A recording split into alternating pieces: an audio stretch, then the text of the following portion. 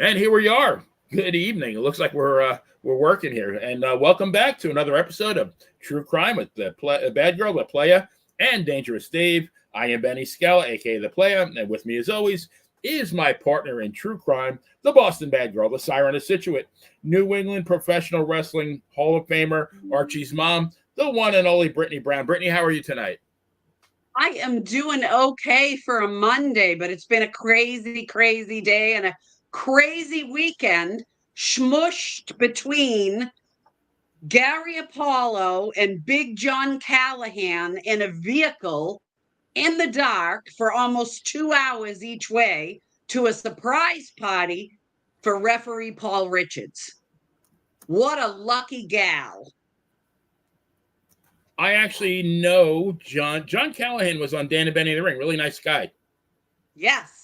Don't forget Mel Simons was in that van too. The great Mel Simons. Mel Simons was up front with the driver. The three of us were in the back like this. So that was fun. Oh, I can only imagine. All right. How was your weekend? It was all right. It was I'll get into it in a little bit. You know, Mike and I are doing a football betting show and called Two for the Monty. I'll plug it in a second shamelessly. But, you know, when you actually handicap football games and you watch them, it takes on a whole new meaning than just casually watching them. I bet. I was sweating bullets because, you know, I wanted to make sure it was fairly accurate. Yeah. We'll get there. So if this next guy looks tired, it's because he's constantly fighting off his legion of female admirers. His mantra is, just like Reggie Jackson said, it ain't easy being me. He is none other than New England indie wrestling legend, Dangerous Dave Starr. Dave, as they say in the Deep South down here, how are you? I'm doing fantastic for this Monday, and to everybody out there in podcast land, I swear to tell the truth, the whole truth, nothing but the truth. So help me God. So help me, as George Burns said in So help me. Great movie. Yeah. That was a great flick. So, folks, after 4 consecutive episodes involving professional wrestlers, we are back in the mainstream. Tonight, we're going to talk about Wade Wilson, who brutally and senselessly murdered 2 women on the morning of October 7th, 2019 in Cape Coral, Florida. Wilson was a career criminal who had 20 previous arrests on his record for fraud, burglary, and assault. I'm not sure what that noise is. He had allegedly been out of prison for less than a week before he committed this double murder.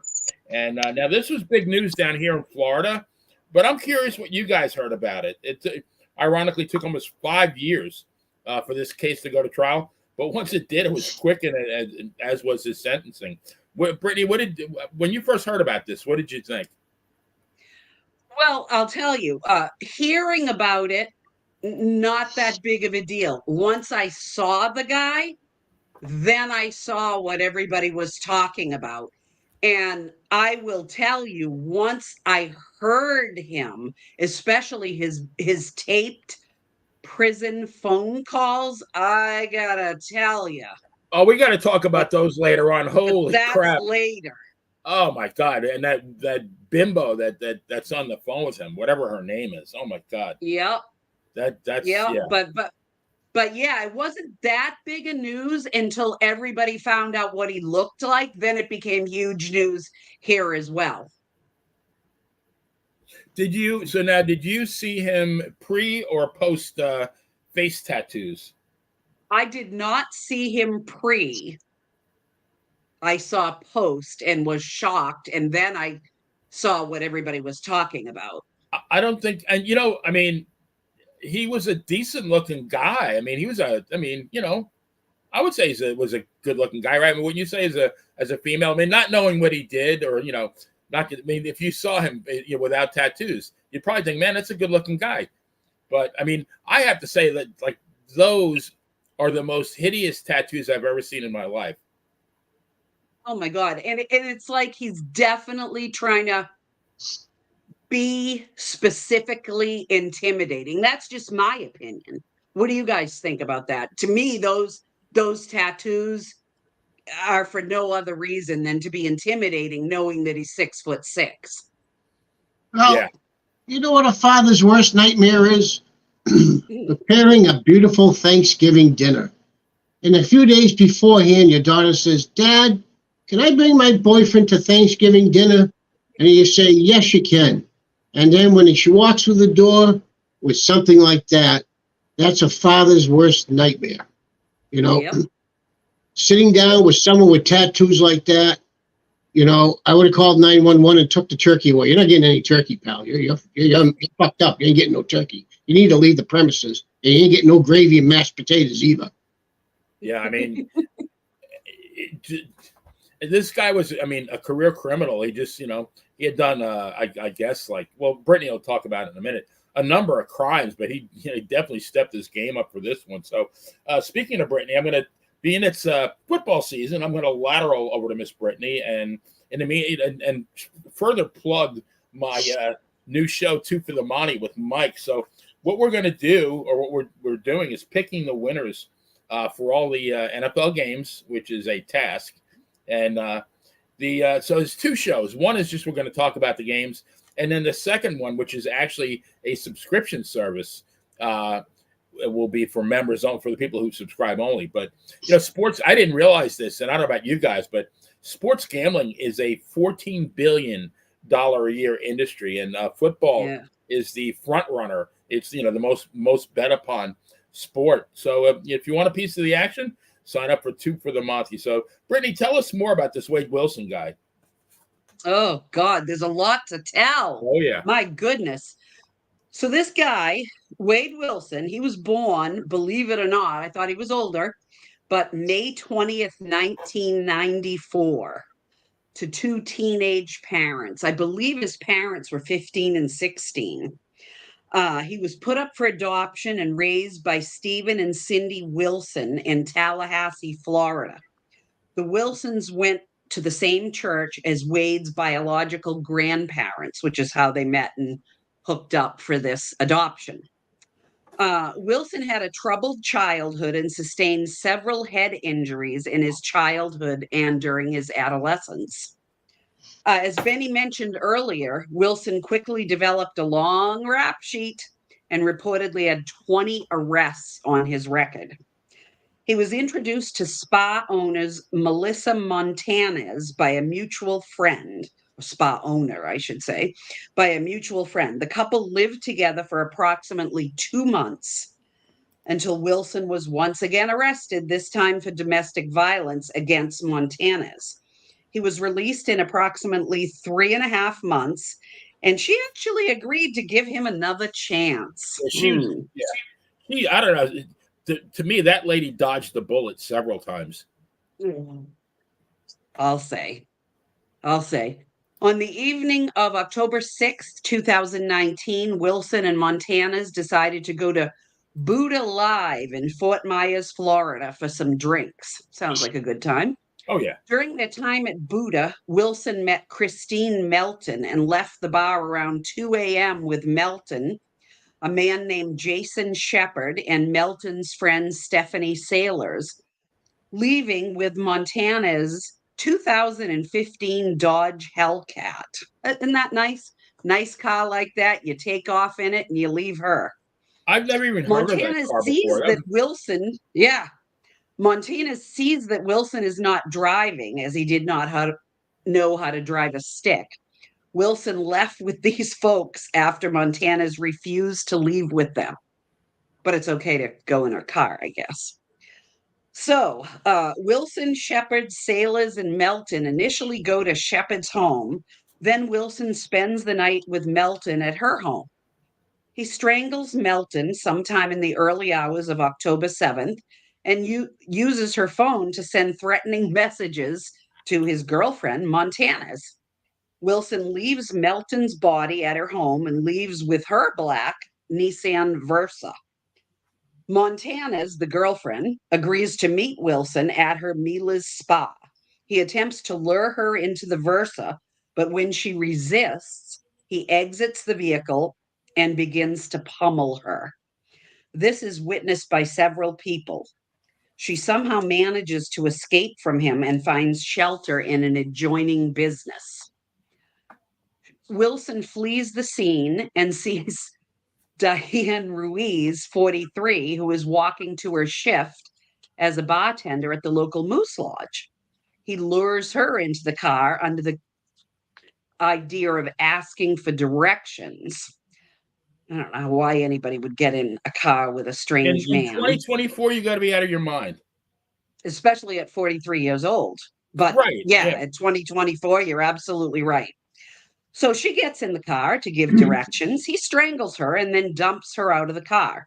When he realizes that she may still be alive, he repeatedly runs her over and then disposes of her body in an empty lot.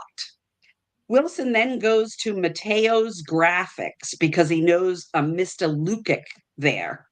He asks him for money so that he can flee.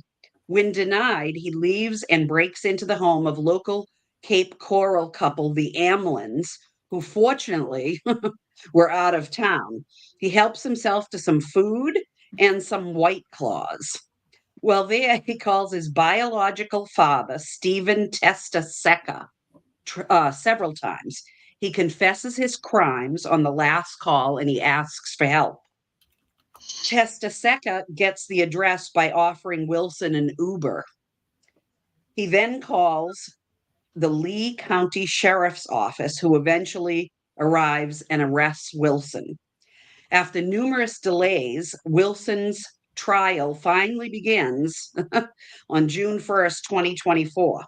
He was convicted on all counts on June 12th after only 2 hours of deliberation. 13 days later, the jury recommends the death penalty after only 90 minutes of deliberation. Lee County Circuit Judge imposed the death penalty on August 27th. Yeah, I think like the initial 2 hours of deliberation to convict him, and then 90 minutes to sentence him to death. I think all but 5 minutes of that was their discussion of what they were having for lunch. I mean, really, like, what was there to talk about? Like, I can't imagine. I mean, anybody's arguing for this guy. Absolutely. No it figures this dirtbag would be born in 1994. 1994 wasn't a good year for the dangerous one. My grandmother passed away on January 15th. My mother passed away on January 27th. My aunt passed away on February 13th.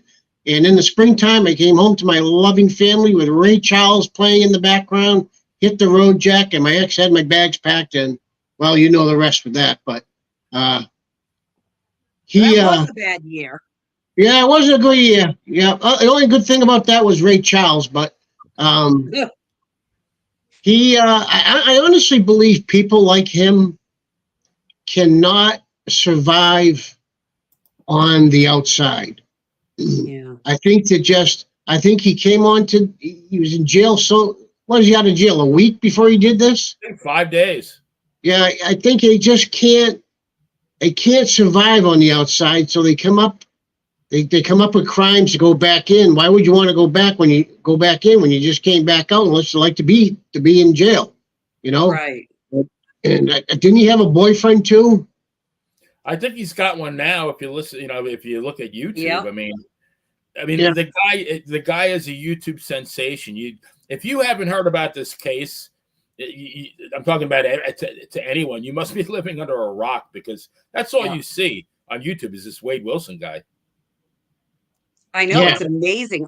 I listened a couple of weekends in a row for about an hour and a half each time. I listened to his prison phone calls. First, I listened to about 2 or 3 of them with his biological father, which were pretty normal calls. But then he called 3 different girlfriends that the way he was talking to these girls and the way they were talking to him, you never would have known there was another woman in his life. Baby, baby, baby. And she was talking the same way.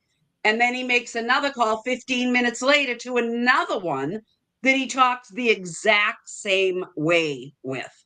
This guy, I'm sorry, Benny, but he is the biggest player that I have ever heard. I got to use a small lowercase p for my player compared to this guy. You said it.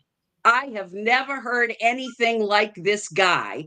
And he's so full of crap, too. He actually, hey, how was your day? Oh, so how did work go? Like he actually cares, but he always gets around to, and I'm sure you guys would have guessed this. You're probably thinking it and saying it in your head. He gets around to, can you send me some canteen money? Right. Yep, That's what exactly. I do in the hand. Yep. Yep. And then I also did hear 2 phone calls with a guy who, as far as I'm concerned, sounded like his gay lover. He told him what he wanted to do with him. And I'll tell you, I don't think a straight guy would be talking like that. Oh boy. Oh boy. Oh, yeah. Yet he Yeah. Well, tells the girls in the calls what he wants to do with them, too. Oh, I'm looking at the comments here in the chat room from Foxhole Willie, and he says, I can't imagine the hell he must have experienced in his home as a child. But let's see. Yeah, broken man who began life as a broken child. Now, I think you had mentioned. I believe they were like, according to Tess DeCesare, the biological dad. I think they were either 15 and 14 or 14 and 13. I mean, they were like really, really young, and I mean, at least they had the sense to immediately put him up for adoption. But by all accounts, he grew up in a loving home. It wasn't like it wasn't like he grew up in a broken home. It wasn't like a Charles Manson, where the mother was bringing him to a bar and, trying to trade him in for a picture of Stella Artois, Yeah, Supposedly exactly. his life, man. I don't know. Oh, my God. I think there's sometimes some people are just bad seeds. I think. I mean, I don't think it had anything to do with his environment. I think this guy just apparently he got he experienced a lot of head injuries as a child, which that makes no sense. Unless maybe you're trying to do that. Like, well, my stepfather used to tell me I was a bad seed, but I didn't go out and murder anybody. I mean, he was just listen. There's only 2 ways to go. Either it's evil or you're for good. And this guy was just there's no gray area in between. This guy was just evil. He was just evil. That's all he was. And you know what? I personally would love to take him down to the incinerator and strap him to a strap and right in front of the fire and say, you know what? Say what you got to say now because I'm going to press that button in 1 second and just watch him go right into the fire because that's where he belongs. And people like him. Here's an idea. I've had this idea for years, and I'm finally going to get it to say it where people are listening. But I always had the idea that they should have some kind of like make an execution, a pay-per-view, right? And then all of the hear me out here. All of the proceeds go to the victims' families. Yeah, I love it. Yeah. Why not? I mean, if you're morbid enough to pay to watch something like that, I mean, so you're getting what you paid for, and then these poor victims' families, at least not that it can ever bring anything, anybody back, but at least it's something. And what's it? His family shouldn't get any of it. I would like to MC that pay-per-view if I could. I would donate my time to MC that. Maybe like you and Michael Buffer could do it like side by side. Yeah. Then I would pay. Hopefully you'd give me the Dangerous Dave discount, the Triple D. Oh, absolutely. Off the record, we'll make a deal off the record. All right. That sounds good. The IRS might be listening, so. All right. The family and friends discount from Dangerous Dave. Yeah, discount. Let me put the button, watch him go in, and $0. That's what you got to pay me. Yeah, no kidding. Jason moaning. I've met people who are just plain evil. No broken home, just narcissistic douchebags. Brittany, you nailed it when you talked about the chats. I mean, just from one to the next. And I mean, there must be a lot. I hate to say this. Must be a lot of stupid people in this world because he sounds like an idiot, and the women on the phone sound like bigger idiots. I mean, knowing that this guy murdered 2 women with his bare hands, and they're flirting with him on the phone. Seriously? I know. These, there was one, the girlfriend, the one that he, I guess, beat up pretty badly that day. the one that was at her spa, the vehicle that he stole and everything. Melisa Montanez, the girlfriend. Yeah, she calls him, and I listened to a couple of their calls. She is demanding, very, very demanding to know why. Why did you do it? No, I don't care that you don't want to tell me. I want to know right now why you did what you did. And he goes, what do you mean what I did? Why you killed those women? I want to know why you did it. And she kept it up. And he said, you know what? I'm just going to hang the phone up if that's all you want. She said, that's not all I want, but I won't talk to you until you explain to me why you did it. I want to know why. She was very demanding. But I will say this, she wasn't very well spoken. No. I don't really want to say this, but I'm going to say it. She kind of seemed like white trash, sort of. Oh, yeah. No, right. But I will tell you this. The other two girls that I heard him talk to, one in particular, was very well spoken and was taking charge of calling two different attorneys, calling a woman for help because he got put in solitary confinement with no clothes and he's naked and people can walk by and see him and he's not getting fed. And he just went on and on and on. Now, first of all, I don't know whether this is true or not. I can't believe that they leave you naked. And I definitely don't believe that you're on display for others to see. That's absurd. No, and then to not feed someone, I don't believe any of that. But this woman, very, very well spoken, sounds like she has a very good job because she kept having to get off the phone to, take a Zoom call, and she was very busy. She wasn't just, worried about him. But same thing. Hey, baby. Hey, honey. I love you. Love you more. Love you more. That's how they end the phone calls. I was like, what?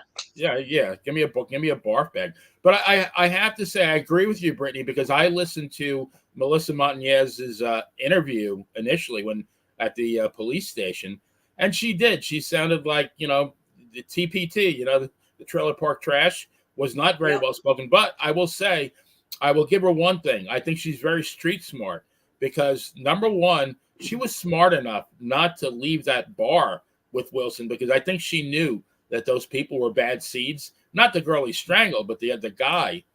And number two, she was smart enough not to get in that car. And, she told him, you want to meet me at Mila's spa, where she knew that she would at least have people watching. So, I mean, she dodged the bullet twice, in my opinion. And even at that, he almost killed her. I know. Somebody said that they interviewed a woman that witnessed him beating her in the parking lot of her spa. And the woman said, I have never in my life not only seen anything like this, but even heard of anything like this happening. He beat her up so bad, I'm amazed she's alive. Yeah. Yeah, and she didn't look too bad. I think she had like a split lip and but and a little cut under her eye. Yeah. Right. Yeah. All things considered, but yeah. Let me ask you guys a question because we talked about the stepfather, and you can actually listen on YouTube calls between Wade and this guy Stephen DeCesare. I'm not stepfather, the biological father. Yeah, and I mean, I tell you what, that guy, he tells it like it is. And he pulls no punches. And Wilson doesn't like it because Wilson's he's used to being mollycoddled and placated, but this guy, he tells it like it is, and they usually wind up hanging up on each other. But he actually testified for the prosecution, right? Yes. I believe. Yeah. And I mean, smart guy. I mean, I have to say, when Wilson called and said, I need an Uber, and the Stephen said, where are you at? Wilson gave up the address, not thinking the father would, throw him under the bus and call the police. But let me ask you guys a question. If that did not happen, if the police didn't catch him that night and somehow he got out of town, How many women do you think he would have killed before he got caught? 10. Well, first of all, does anybody got the number to that white trailer park trash girl who's not too smart? Maybe she just needs some help. You know what I mean? Someone to talk to. You know, I think he would have kept killing until he was stopped.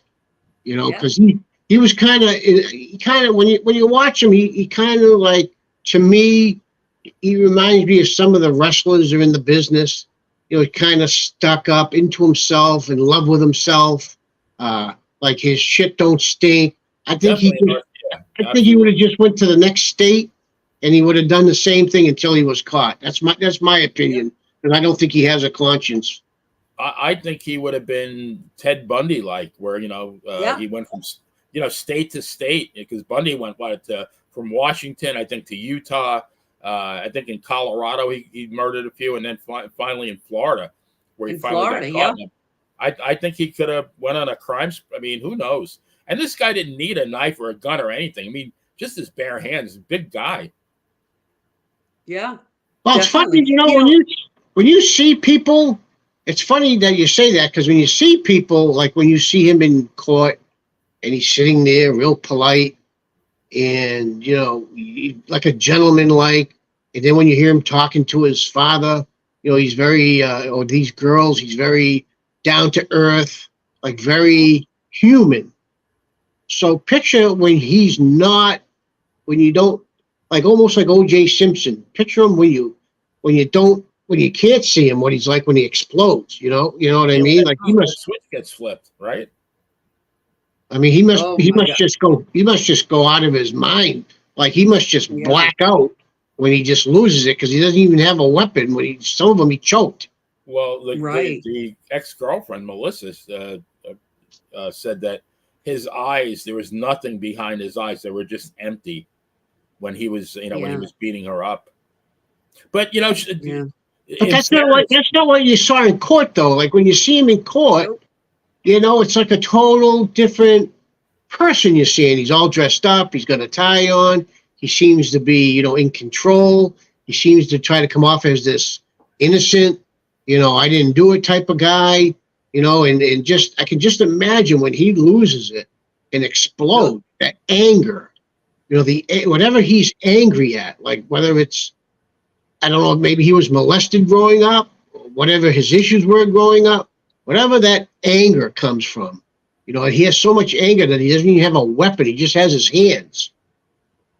Well, according to him, and also according to one of the girlfriends, the only reason he did what he did is because he was given meth and he didn't know it.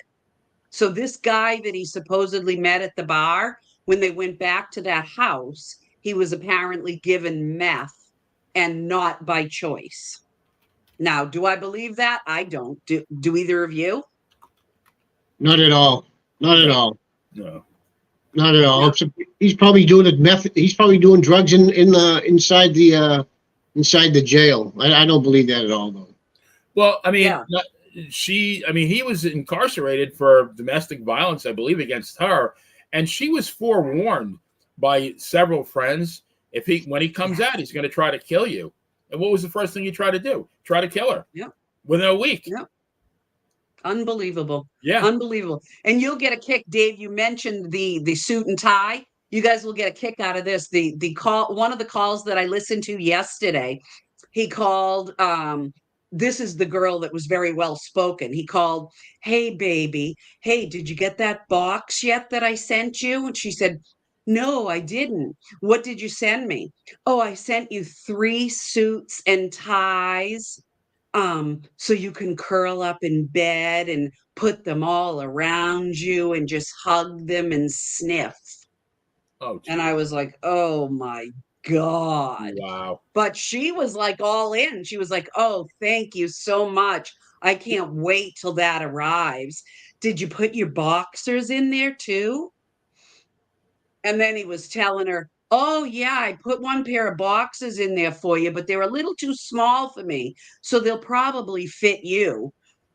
And she says, "Oh, I don't know, baby. I'm kind of thick down there. They may not fit me if they Good were God. small on you." And Two- of course, her saying that she was thick down there brought up a whole new trajectory. Wow. Yeah, That that one I Playa haven't heard. called.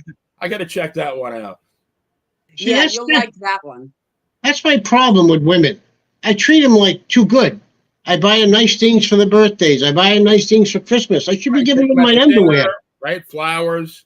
I should be giving them my underwear. I should be giving them stuff like that. You know what I Right. mean? Maybe they appreciate me better. You Yeah, know? like your One high school size, gym two underwear. small That boxes. But Right.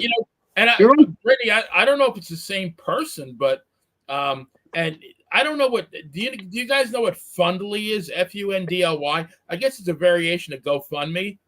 Yes. But a woman, a female, donated $24,000 to the Save Wade Stephen Wilson Fundly campaign, which and I looked at this a couple of weeks ago, and it Wow. raised $70,000 through 370 donors. That's disgusting. They, in my opinion, they should round up those 370 people and just neuter them so they can never reproduce, because I that's agree. dangerous. That That's really $24,000. amazing. I mean, Wow. Wow. save him. If anything, right now the country is being saved from him. Yeah, no kidding. Jeez. I feel bad when I give the girls outside Walmart selling cookies $2. Never mind donate to somebody's fund. 70 grand. I guess it's going to be for his. I guess they always do the appeal and everything like that. But I can't. Can you see this possibly getting reversed? No way. You know what the sad part? You know what the sad part about that 70 grand these stupid people give them? Who do you think's going to end up with it?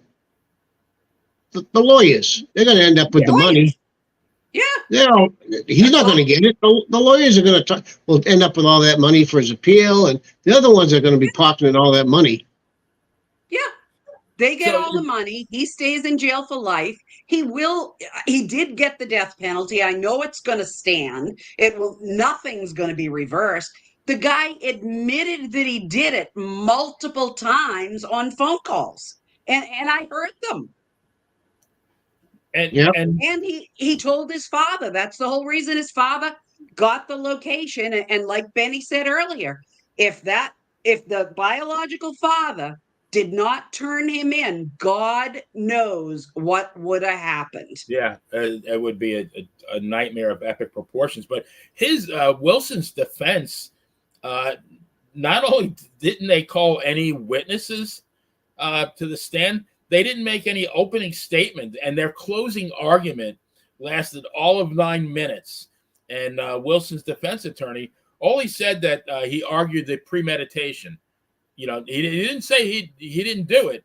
He just said it was and the burglary. I guess when he helped himself to the food in the White Claws. And the White Claw. He said that wasn't really a burglary because it was only food. That was his whole defense. Well, that goes back to what I was telling you. He probably told his lawyers, "Listen, I want to go back in. I don't care. I don't want no defense. Tell them I did it. I just don't want the death penalty. Do what you got to do so I don't get the death penalty. But I don't care. I don't care what I have to do. Put me back in there."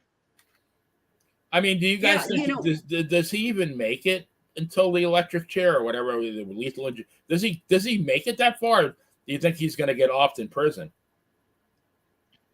I think because of his size, he probably won't. I think if he was a smaller guy, he probably would get off in prison. 3 or 4 of them, though. I mean, with a couple of shivs. Hey, true. Look at Jose Gonzalez. He only needed him to kill Bruiser Brody. Look how big Bruiser Brody was. But yeah, that's true. I don't think anybody. I don't think anybody will shank him in jail because he didn't kill any kids. I know he killed the women, but half of them in there next to him are probably in there killing women anyways. I guess it doesn't really cross the line of prison ethics. Yeah, you're not talking about a 7-year-old kid or anything like that, or somebody's grandmother. This is I mean, it was gruesome enough, but not something where it would invoke something like that. But what also really mystified me is that the death penalty in Florida, I didn't know this. You don't need a unanimous vote to sentence somebody to death. So they voted 9-3 in Melton's murder and 10-2 in Ruiz's murder. Again, I'd like to find out like who voted against giving this guy the death penalty. I mean, like, what more would somebody have to do to get the death penalty? It's nuts. Right. Nuts. Right. Well, it's probably their belief. Probably their belief. Like my belief, I'll kill him. I don't care. I'll press the button for him to go in the incinerator. Who cares? Save the air and the food for a kid that needs it, child that needs it. There's another way to make money. You have a lottery, and this is crazy. All right, don't judge. But you have a lottery, and the winner gets to flip the switch or pull up whatever on Wilson. And again, all that. So, and maybe they draw one of the guys as the winner, guy, girl, and again, all that money goes to the victims' families. Family, yeah, that's pretty cool idea. I like that. Yeah. And they get a Christmas gift too. Right. There you go. There you go. The gift that keeps on giving. Yeah. There you go. But I mean, as far as him on this, to me, like when I see him, at the defense table, with those tattoos, make him look just like not scary, but just like so bizarre. The way that the mouth is like curled up like the Joker. Yep.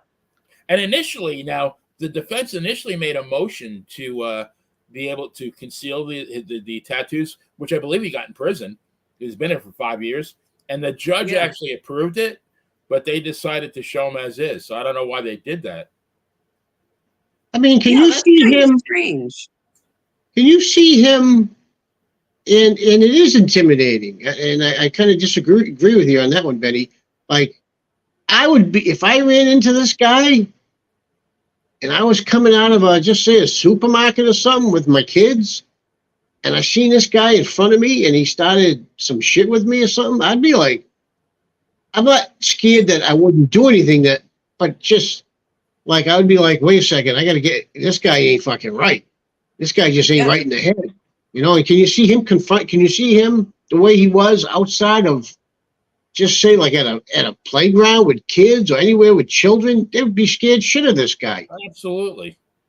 Yeah. Even at Walmart. Yeah, anywhere in public. At Walmart. Yeah. Anywhere in public, obviously, I think anybody would be scared of him. But it's kind of interesting to me that they did make that motion to conceal his prison tattoos.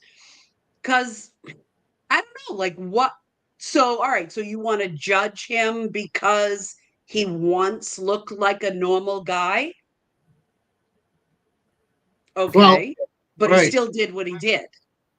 Who cares what he looked like? Right.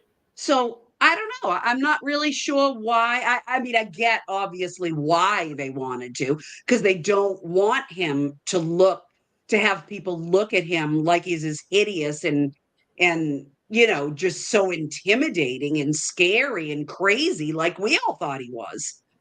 Because I mean, I out of curiosity, obviously, I wanted to look his photo up. What did he look like before these tattoos? And I looked at him, and he had tattoos up to here, but there was nothing on the face. And if you did just look here up, he wasn't a bad looking guy. Like you said earlier, Benny, he was not a bad looking guy. And how do you get tattoos like that in prison? Like, who does that? Who does tattoos that good in prison? How do you get tattoos that look that good in prison? Yeah, right. Well, my guess is probably some tattoo artists have broken the law. I don't know, because they were perfect. They were, systemic. They were, I don't know how you get tattoos that perfect in prison.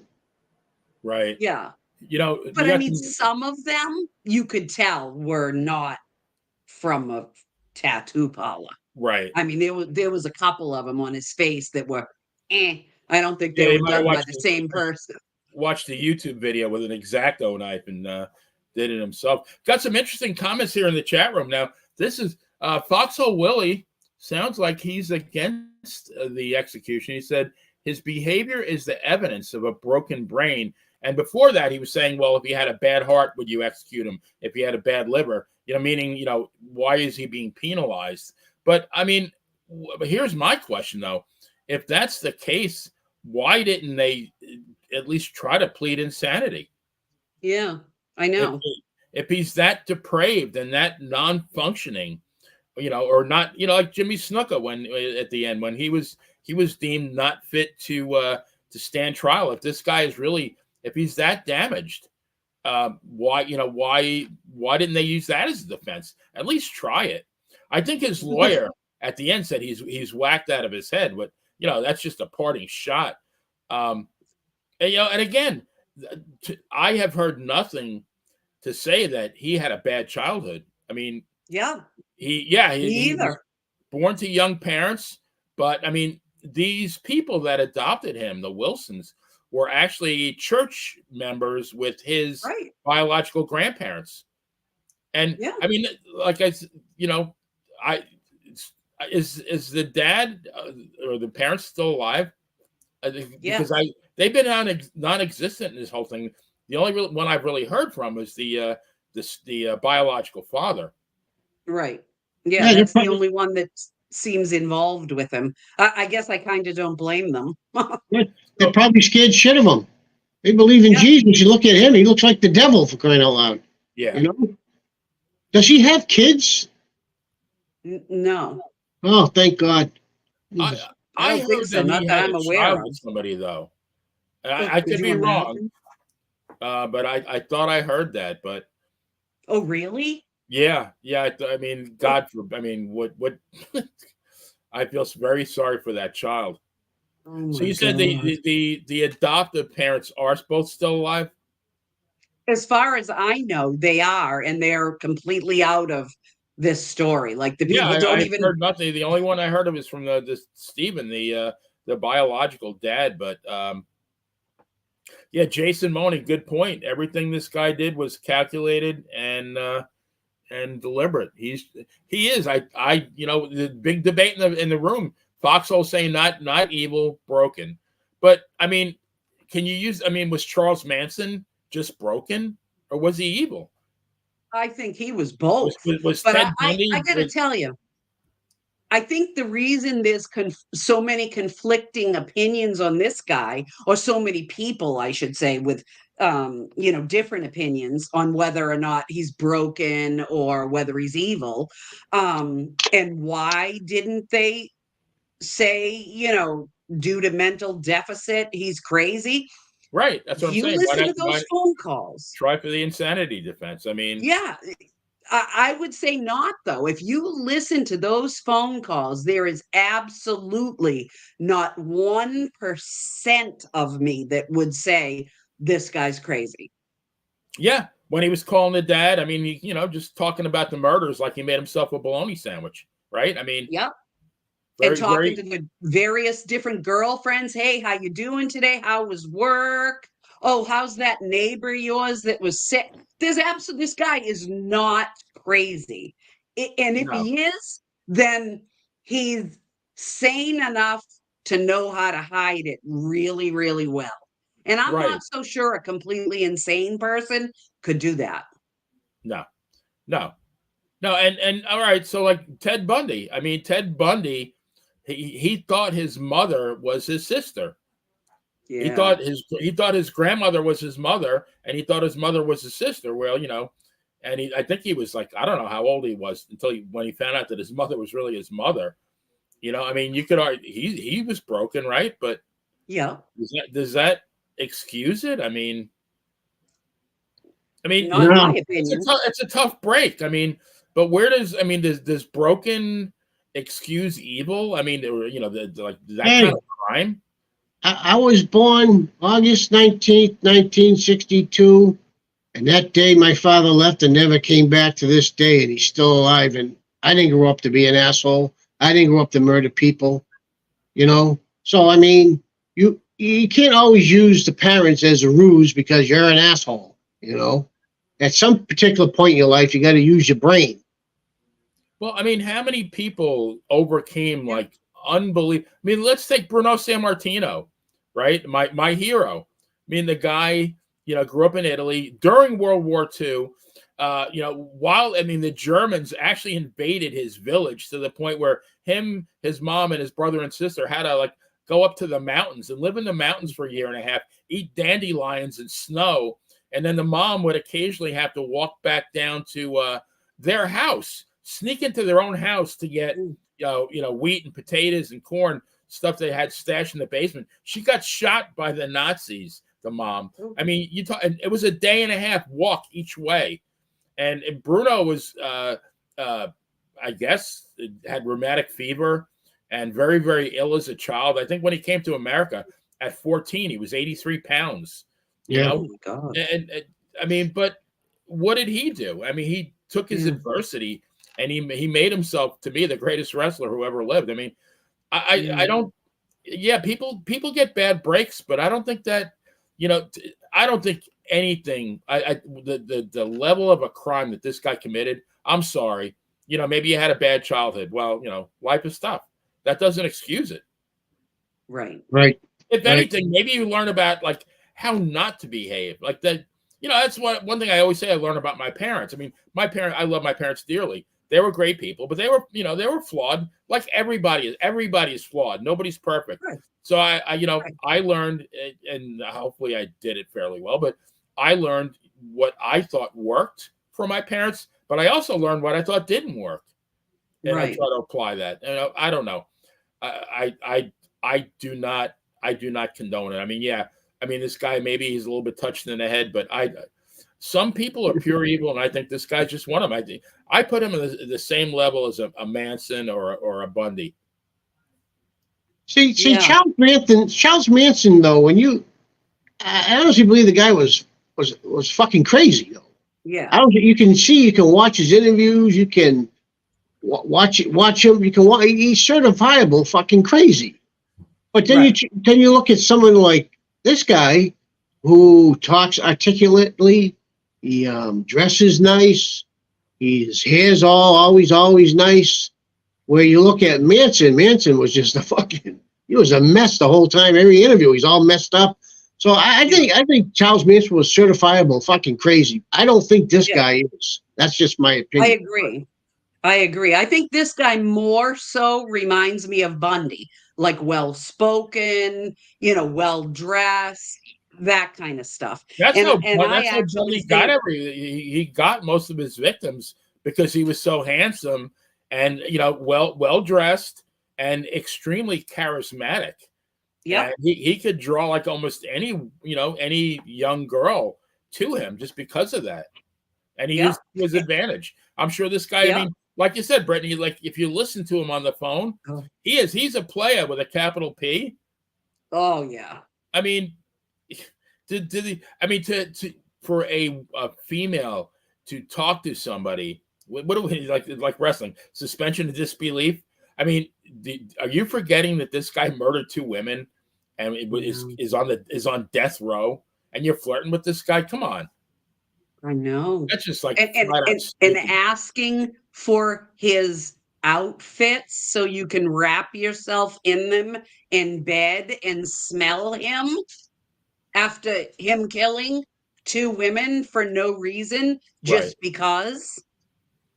And like we all agree that the only reason that we're talking about a double murder and not 10 murders is because of the father, alerting the police to grab this guy. Because once he got out of town, he was off to the races. He was gone. Yeah, he was gone. Oh, I agree. They would have found him in 10 states over murdering people. They would have found bodies. Oh yeah. Yeah. And now, as far as I know, he had none of those face tattoos when he committed all those crimes. No, as far as I know, all in prison. Nope. No, all in prison. Wow. So he had up to here, though. He did have up to here, but that's not like that didn't bother me. I'd go out with a guy that had them up to the. I mean, I don't know, but I never have. But I guess I would. Are you talking like You like a know, neck tattoo or yeah, they were like I think they were on his chest, and it went up to here and like stopped like right a here. Cody Rhodes deal? Yeah, yeah, Okay. but his was the full instead of not just the side like Cody. But my guess is they're probably on his chest, and that's where they stopped, was right there. So you could see this much, and it's not.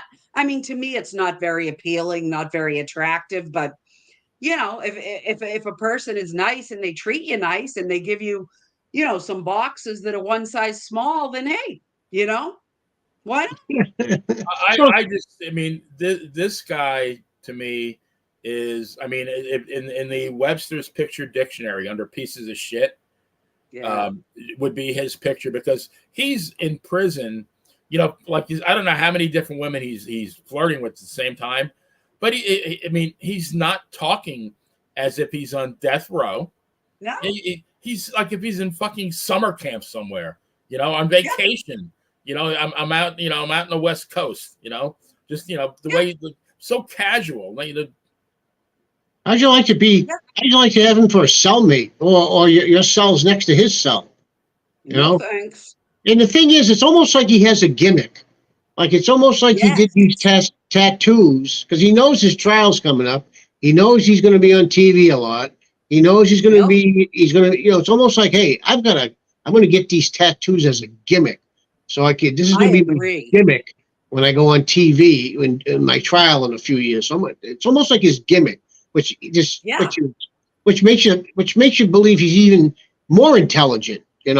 Right. Exactly. Now, I know nothing about how this works, but I know that, I mean, obviously, you can send money to people in prison and they put it like, what do they call it? Like on the books. And then they can use that money for like, I don't know what extra food or whatever. But how much money do you think this guy has on his books? A lot. I mean, all these bimbos that are flirting with him, that, and like you said, Brittany, that always, hey, if you don't mind, throw a little dough in my in my canteen account or whatever they call it. I mean, this guy's got to be eating prime rib. Oh my God. He asks his biological father on every single phone call. He asks his father, hey, can you put some money on my canteen? That's what he calls it. So I've always heard it called on the books, like you just said, but he actually says canteen. And then he also mentions a kiosk. I'm not sure whether that's the same I don't know what thing. that is either. My guess is, just a different name for it. I don't know. But every single person he talks to, he asks for at least a 20, or he says, can you put some money on? Right. But his father, he specifically asks for 20. He asked the guy that he talked to that he said he wanted to do things with. And boy, that was quite a descript phone call if you guys have some time and you want to be grossed out. And then the girls, every one of them, he tells them what he wants to do with them. I love you. I miss you. And he says to every one of them, I'm not going to be out for a while, right? I'm going to be in here for a while. And they all go, oh, yeah, I know. Nothing about life. I will never see you again. Because I think the reason why he's not saying that is so they will send him money. Because I think people would just write him off. Like, oh, well, I'm never going to see you again. Why am I helping you? Right. You're not my boyfriend. I got to get away from you and meet some guys in the real world. See you later, buddy. I'm not giving you any money. Lose my number. Well, apparently the biological father also that I heard an interview with him, or maybe it was his testimony, that they reconnected when Wilson was about 18. 18, yeah. And initially Wilson was glad to be in touch with the guy, and it seemed like they had a decent relationship, but it was all over the phone. They didn't see each other. But then according to the father, said it just evolved to the point where all he was doing was calling and asking for money. Yep. But Well, the only good thing, maybe that was his true motive, you know. The only good thing is these lawyers are going to take all the money anybody raises and gives them anyways, because they're smart. They'll make up all kinds of shit on the bill. Hey, hours are doing this, hours are doing that. They're going to take all the money. He ain't going to see anything. Yeah, Which is it's a shame to me that anybody. I mean, let's be serious. There's not a whole lot of people in this world that aren't living paycheck to paycheck or makes just enough to live comfortably, one or the other. There's not many people that can be affording to send something like some idiot like this money. And Right. what a shame that they're that. I don't want to say stupid because maybe they're not stupid. Maybe they just really, really feel bad for this guy and they really think it can be overturned. But to me, I don't know. That's kind of stupid to me. I kind of put him in the same category, and I know we got this coming up, but him and Scott Peterson. Yes. I put him in the same category. Cocky, in love with themselves. My shit don't stink. I'm not going to get caught. They kind of got the same attitude, the both of them. Yeah, I would think he's, this guy's, I think Peterson, his entire motive was, I mean, he was, again, he was a player and he did not, did not relish the future of being, a one woman man and, a devoted father. I guess the idea of that repulsed him so much that he did the unthinkable.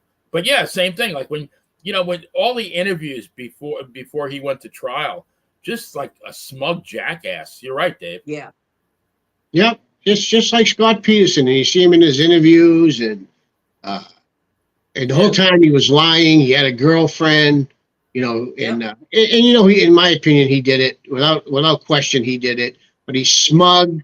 Like his shit don't stink. I'm up here and everybody's down here as far as being smart. I'm not going to get caught. Yeah, he's smarter than everybody in the room. Absolutely. Yeah. Yep.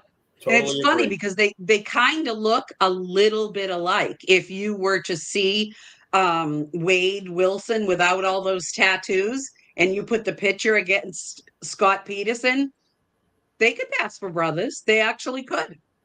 Right. Which leads to the people out there in podcast land, which actually leads into our next podcast.